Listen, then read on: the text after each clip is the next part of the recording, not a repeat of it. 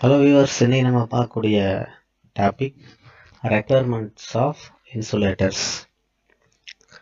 இப்போ requirement of இன்சுலேட்டர்னா என்ன, இன்சுலேட்டரோட தேவை என்ன, இன்சுலேட்டர் எப்படி ஒரு நல்ல இன்சுலேட்டர் எப்படி இருக்கணும், எப்படி நம்ம உருவாக்கி இருக்கணும் அப்படிங்கிறது தான் இந்த டாபிக் மூலயமா சொல்ல போகிறோம். ஃபர்ஸ்ட் என்ன, மெக்கானிக்கலி ஸ்ட்ராங். ஏன் மெக்கானிக்கலி ஸ்ட்ராங்காக இருக்கணும்? அந்த மெக்கானிக்கல் வலிமை அதிகமாக இருந்தால் தான் நீங்கள் லைன் கண்டக்டரை டிரான்ஸ்மிஷன் லைனை இழுத்து கட்டும்போது உடைஞ்சு சேதமாகாமல் இருக்கும். அப்போது அந்த ஒரு முக்கியமான ப்ராப்பர்ட்டி கண்டிப்பாக இருக்கும்.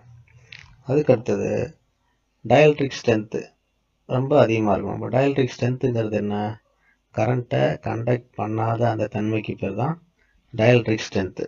அந்த டயல்ட்ரிக் ஸ்ட்ரென்த்து எந்த அளவுக்கு அதிகமாக இருக்கோ அந்த அளவுக்கு எந்த விதமான வோல்டேஜ்லேயும் இந்த இன்சுலேட்டர் இந்த கண்டக்டருக்கும் இந்த சப்போர்ட்டுக்கு இடையில் ஒரு கண்டக்டராக மாறாமல் ஒரு இன்சுலேட்டராகவே மெயின்டைன் ஆகக்கூடிய அந்த தன்மைக்கு பேர் தான் இந்த டயல்ட்ரிக் ஸ்ட்ரென்த் அப்படின்னு சொல்லுவோம். அடுத்தது ஃப்ரீ ஃப்ரம் இன்டர்னல் டிஃபெக்ட்ஸ். இப்போ இன்டர்னல் டிஃபெக்ட் அப்படின்னா என்ன, எப்படி உருவாகும்? நம்ம அந்த இன்சுலேட்டர் மேக் பண்ணும்போது போரஸ் உள்ள நுண்துளைகள் ஏற்படுறதுக்கான வாய்ப்பு இருக்குது. அதே சமயம் நம்ம கண்ணுக்கே தெரியாமல் உள்ளேயே கிராக் உடஞ்சி போகிறதுக்கான வாய்ப்பு இருக்குது. இப்போ இதெல்லாம் இல்லாமல் இருக்கிறதுக்கு பேர் தான் அந்த ஃப்ரீ ஃப்ரம் இன்டர்னல் டிஃபெக்ட்ஸ். நம்ம கண்ணுக்கு தெரியாத அதில் எந்த விதமான ஃபால்ட்டும் நம்ம மேக் பண்ணும்போது ஆகிடக்கூடாது. அதுக்கடுத்தது should not be porous. Porous அப்படின்னா அந்த இன்சுலேட்டருக்கு உள்ளே பார்த்தீங்கன்னா வெளியில் ஃபுல்லாக மோல்டாக இருக்கும், உள்ளே அந்த பபுள்ஸ் ஏர் பபுள்ஸ்னால கேப் ஃபார்ம் ஆகிருக்கும். அதுதான் போரஸ் அப்படின்னு சொல்லுவோம். அந்த போரஸ் இருந்ததுன்னா இன்சுலேட்டரோட மெக்கானிக்கல் ஸ்ட்ரென்த்து பாதிக்கப்படும். அடுத்தது ஹை இன்சுலேஷன் ரெசிஸ்டன்ஸ். இப்போ இன்சுலேஷன் ரெசிஸ்டன்ஸ்னா இன்சுலேஷன் அப்படின்னாலே கரண்ட்டை கண்டக்ட் பண்ணாத தன்மை தான். அப்போது ஹை இன்சுலேஷன் ரெசிஸ்டன்ஸ் அப்படிங்கிறது அந்த கரண்ட்டை கண்டக்ட் பண்ணாத தன்மை அதிகமாக இருக்கணும். ரெசிஸ்டன்ஸ் அப்படின்னாலே கரண்ட்டை அப்போஸ் பண்ணக்கூடிய அந்த ஒரு பேர் தான் ரெசிஸ்டன்ஸ் அப்படின்னு சொல்லுவோம். இப்போ ஹை இன்சுலேஷன் ரெசிஸ்டன்ஸ் இருக்கும்போது அந்த இன்சுலேட்டர் ஒரு தரமான ரெசிஸ்டன்ஸாக இருக்கும், கரண்ட்டை கண்டக்ட் பண்ணாத அதோட வேலையை கரெக்டாக செய்யக்கூடிய ஒரு இன்சுலேட்டராக இருக்கும்.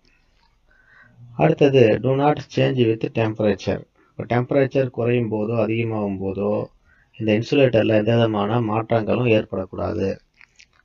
முக்கியமாக டெம்பரேச்சர் அதிகமாகும் போது, டெம்பரேச்சர் வெயில் நாளில் ரொம்ப அதிகமாகும், 100-120 டிகிரி சென்டிகிரேட்லாம் போகும்போது அந்த மாதிரி சூழ்நிலையில் இந்த இன்சுலேட்டர் கண்டக்டராக மாறிடக்கூடாது. அதே சமயம் பனிக்காலங்களில் இது கண்டக்ட் பண்ணுற ஒரு கண்டக்டராகவும் மாறிடக்கூடாது. அதுதான் இங்கே do not change with temperature அப்படின்னு சொல்லியிருக்காங்க.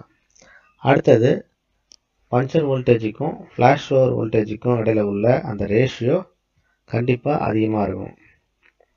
அப்படி அதிகமாக இருக்கும்போது தான் இது கண்டக்டராக மாறாமல் இன்சுலேட்டராகவே மெயின்டைன் ஆகக்கூடிய அந்த ரேஞ்சு தான் இந்த பஞ்சர் வோல்டேஜுக்கும் ஃப்ளாஷ் ஓவர் வோல்டேஜுக்கும் இடையில் உள்ள அந்த ரேஷியோன்னு சொல்லுவோம்.